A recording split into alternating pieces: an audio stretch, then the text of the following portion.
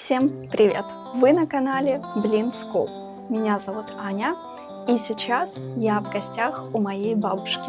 У меня есть для вас две новости – хорошая и плохая. Плохая новость.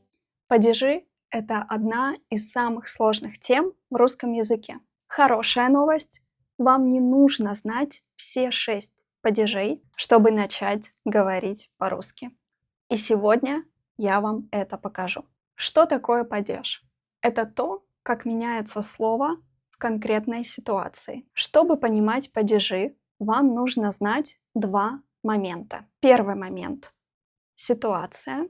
Второй момент – как меняется слово. В русском языке есть 6 падежей. Вот как они называются на английском. Первый падеж – это то, как слово звучит в словаре. То есть здесь не должно быть проблем. Здесь нет правил. Просто слово из словаря без изменений.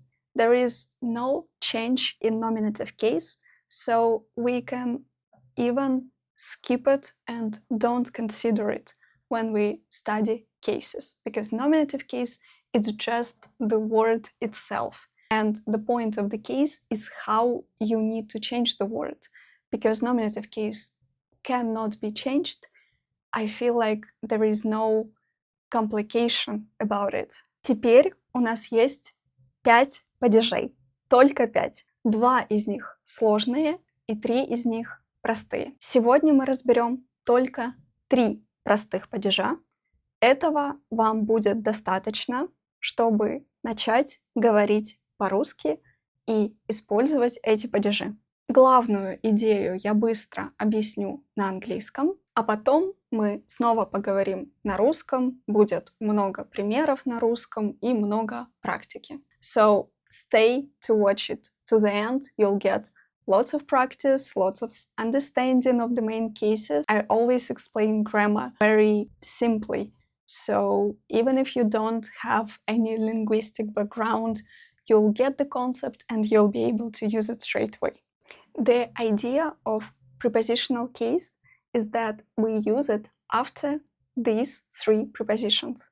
В, на, о. Now you know the situation where you have to use this case. And the ending here is the letter ye at the end. There is one exception you need to keep in mind. If you say go to, it means you're not talking about location anymore. You're not answering the question where, где. In this situation, it's not a prepositional case anymore, but accusative. So with these prepositions в and на, it has to be the location. Now that you know the situation and you know the right ending and you know the only exception that is here, we can start practice. Начнем с примеров. Телевизор в комнате. Ручка на столе. Еда на кухне. Музыка в ресторане. Книги в библиотеке. We'll do 3 exercises. First, for recognizing the case. Second, for applying their ending. And the third, for their translation, to combine both skills, recognizing and applying. The first skill is to recognize the case and recognize the situation. Whenever you talk, the lamp should turn on inside your brain saying, wait, it's prepositional case. It means right now, in a second, I'm gonna need to use the right ending that I learned. We're gonna look at the sentences. You need to find the prepositional case. Whenever we talk about location, we use prepositional case, specifically after the prepositions in, on, at. In Russian, it's в, о, на. And another preposition о, that is less common. В Нью-Йорке. Моя сестра живет в Нью-Йорке. О Дубае. Я часто думаю о Дубае. В Лондоне. Твой друг учится в Лондоне. Here we have 2 examples of prepositional case. На уроке и о природе. На уроке Мы говорили о природе. And again we have о природе. Вчера мы смотрели интересный фильм о природе. Now look at these sentences and again recognize where is the situation of the prepositional case. О погоде, в поликлинике, о работе, на столе, в доме, в квартире. Now you understand why in all of these examples there is the letter «е» at the end, because that's the idea of prepositional case, that's the main rule. Whenever you use prepositions в, на, and you talk about the location, you just simply add «е» to the end. Next task, open the bracket using the prepositional case. Let's do it together. And I encourage you to repeat after me. Моя подруга Нина живет в Москве. Она учится в университете. Ее родители живут в городе. Моя сестра работает в библиотеке. Спортсмены бегают на стадионе. Normally, if it's open space, we use на, and if it's closed space or the city, we use в. And now the most challenging task, translation. First, we'll translate the bit with the prepositional case and then the whole sentence. В магазине. Максим купил словарь в магазине. Максим купил словарь в магазине. В университете. Анна учится в университете. Анна учится в университете. В госпитале. Марина работает в госпитале. Марина работает в госпитале. В Амстердаме. Раньше наша семья жила в Амстердаме. Раньше наша семья жила в Амстердаме. В квартире. Наш товарищ живет в квартире недалеко. Наш товарищ живет в квартире недалеко. Another exception to keep in mind, there are some words, and you can see them now, that you must use у instead of е when you use these words specifically. Let's move to the next case, accusative one. We use it when we do some action to an object. Their simple example – читать книгу, слушать музыку. When you do some action towards an object. That's the situation. Remember, you need to recognize the situation and only after apply the ending. The ending here is quite simple. When we use feminine words, we must change а for у. That's why we say читать книгу, слушать музыку. It's книга, but we changed it for книгу, музыка, and we changed it for музыку. Remember what we said about going to. If we use go to, if we talk about direction, it's also accusative case. So example would be я иду на работу. Я иду в библиотеку. Also, all the days of the week we use with accusative case, meaning that all the days of the week that end on а, it's среда, пятница, суббота. When we say on Wednesday, on Friday, we change а for у, and we say в среду, в пятницу, в субботу. Only these 3 days of the week. Let's start with recognizing. Look at the sentences and try to spot quickly where is that situation that you need to remember. Oh my god, I think accusative case is coming, I need to use it. На работу и в пятницу. Он хочет идти на работу в пятницу. Почему? Никто не хочет идти на работу в пятницу. В театр во вторник. Here we have 2 examples of accusative. В театр и во вторник. But, as you can see, we don't change the endings. Why? Because it's not feminine. Accusative case, we only change the endings for feminine words or for masculine animated objects.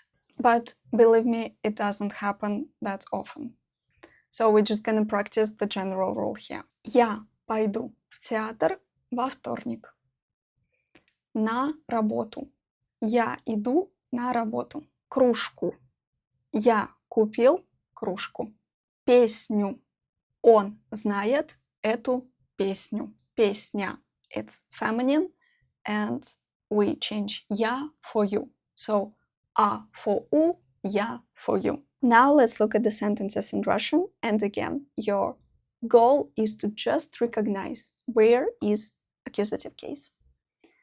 Красную машину. You can see that adjective endings change accordingly to the noun endings. Я вижу красную машину. Интересную книгу. Я читаю интересную книгу. Сумку. Анна купила сумку. Чай. Chai, we don't change this word because it's not feminine, but still it's accusative case because it's drink something. Утром я пью чай. Воду. Утром я пью воду. And here we change it because it's feminine.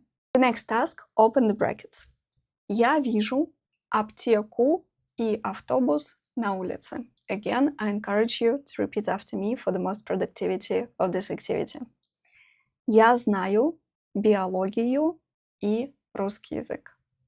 Я люблю музыку и спорт.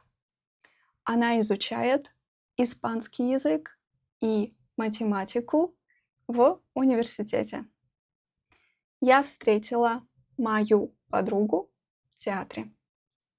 And the last task, translation. First, I'll translate the bit with accusative case and then the whole sentence. Мою маму. Я не видел мою маму сегодня. В магазин, and another example, подарок. So buy a present, object relations, and go to the shop, it's accusative case because of the direction. But both words are masculine, that's why we don't need to change the endings. Я иду в магазин купить подарок. Мой паспорт. Я потерял мой паспорт. Мою девушку. Я потерял мою девушку.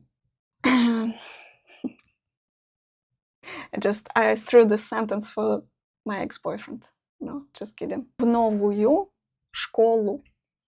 Я не хочу идти в новую школу. The last case is instrumental. Normally we use it after preposition с. С братом, с папой, с другом, с товарищем, с сестрой. And you can distinguish the ending here. Ой for feminine and ом for masculine. And sometimes it's ем. First, let's do some recognizing. С моим другом. Я играю в шахматы с моим другом. С моей сестрой. Я иду в кино с моей сестрой. С профессором.